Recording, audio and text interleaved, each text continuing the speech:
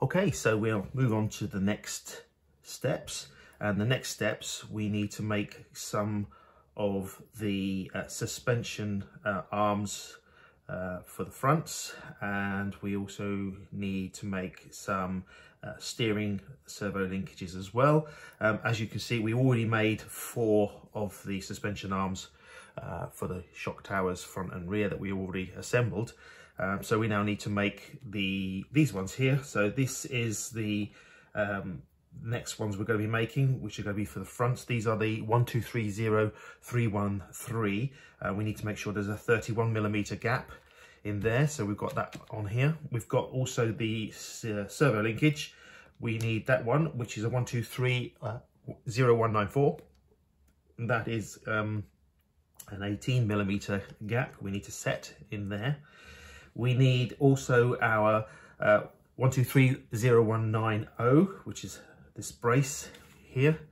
We need 123091, which would be the servo saver, which is this one. We need the 123092, which again is part of the servo saver as well.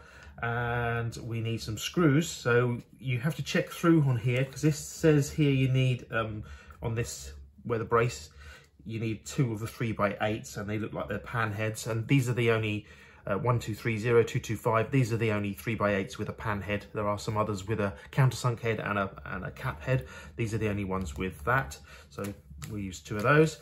And we need to use the 2 1230-367 screws, which are the 3x12 self-tapping screws with a countersunk head. We need to use those as well. So we've got those. And my thank you very much to rcbearings.co.uk for sending me a bearing kit as well, because I want to upgrade the bearings. I know the gearboxes already have bearings, but there was other bushings as well. So big thank you to RC Bearings. Amazing. Within a day I'd had these through the door. So top work there from rcbearings.co.uk. So big thank you. So I'm going to change some of these bushes that are in the servo savers, these little bushes here, for the bearings instead. So we've got a better steering. Right, get on with that.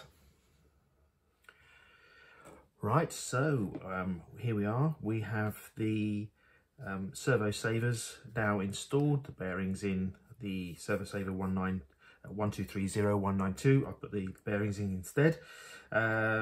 We've attached the steering arms, which are going out to here, and we have the servo linkage still to put in, but I've now set that to the 18mm across. I've done that according to the drawing. It's not to scale on the drawing, so you do have to use a ruler or some kind to measure, or in my case I've used calipers.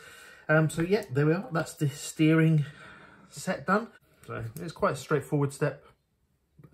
Screwing with the correct screws, which these are the 3x8mm self-tapping with the pan heads, and the countersunk ones, the 1230-367s.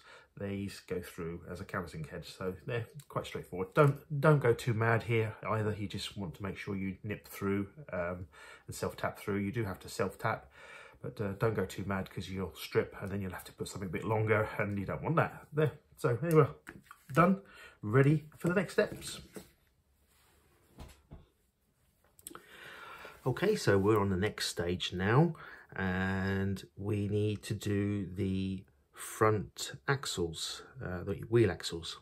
So we're going to need 2 of these, and the component parts we need are laid down here.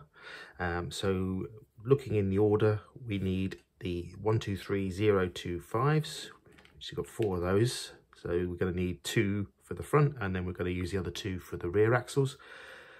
You're going to need a 1230-215, which is this brass bushing, but as you know, I'm changing to full bearings, so we'll get rid of those. And thank you to RC Bearings, replace that with a bearing. We need the 1230-162, which is the hub carriers. So 2 of those for the front, each side. We need a 1230-216. That again is the slightly smaller bushings, but as you can know, I'm changing that for bearings. So there we are, replace that. And bearings, as you can see, RC bearings. Right, and we also need a pin, which is 1230198. So that's in this bag. There's 4 in there, so we'll probably use 2 for the fronts and 2 for the backs. 1230206, which is next, which is the hex, which is the 12mm hex. There's 4 of those, so again, 2 for the front, 2 for the back. We're also going to need a 1230163, which is the C hubs. 2 of those in there. We also need the 1230209, it's like a spacers. Got 4 of those. I'm assuming we're going to use those for the fronts. We also need 1230223, which is a 3x11mm self-tapping pan head, or flanged head screw, actually, flanged heads, there we are. Need one of those. Packet of those, so 2 in there, 1 for each side, and again a 1230365, which is a longer 3x11mm pan head self tapper as well. So you can see that sort of sits here. Right, so we now need to assemble these parts so it looks like a front axle for the left and a front axle for the right. So just checking out the hub carriers. I don't know if I can pick it out on the camera. I'll try and twist it. There is an L and an R on each one of those. I don't know if that picks it out on the camera or not. L on this side, R on this side. There we go. And yeah, just put these into place.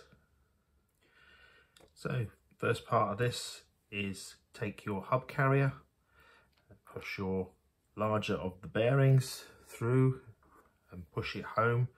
Just need to push it home nice and squarely if possible. So just use a little device just to push it home. Just literally pushing, because this is a plastic, it goes through and it pushes it nice and squarely home. So that's what I'm all doing there, just pushing in. That's it. So it's nice and squarely home. Use any device, but just something to not hurt the bearing. So that's in place. Then you take your smaller of the bearing and pop it on the outside. Push that home as well. Make sure it's nice and home. That's better. There we are.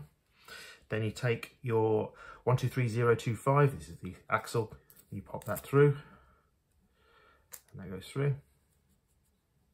Then you take one of the little pins, and you pop the little pin through, like so. Yeah. Take your hex and collect where the pin is. So we need to just turn that a little bit. There we go. There we are, it's in.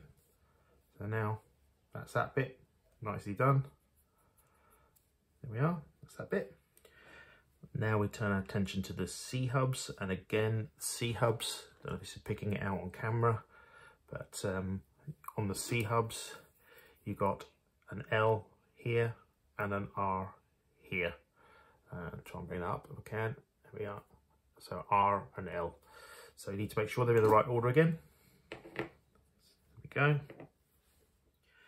Right, so assembling the front axle. So we got the hub assembly, which we built, and then we got the C hub. And sort of looking at the drawing, again, I've got a feeling it's like this. So this is the this would be the suspension mounts, no doubt later on. You take the hub and you get this in the right position. I believe that's like that, and then you put this into position like so. And in this particular instance, we want to make sure that the right is facing out. So there we go. I believe it's like that.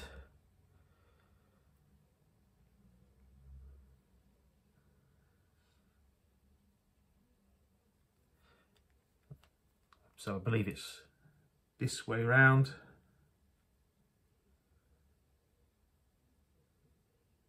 With this sticking out. So yeah, it's like this way around. You pop the 123.029 into the top. You take the, on this one, you take the flanged nut flange screw, and you screw down from the top, like so. You need to adjust these as well, and again from the bottom you go into the 123029 goes in first, and then you take the other screw, which is the 123060365, which is again a self-tapping screw, and you go into the bottom because this head will sit inside. So this is how you can see which screw goes into which position. So there's a slight recess underneath. So again, you screw that through like so. There we go, and then we adjust to make it right. So you technically have your steering here like this. So we're looking at this drawing here. Okay, so there we are. There's the assembled front axles, right and left.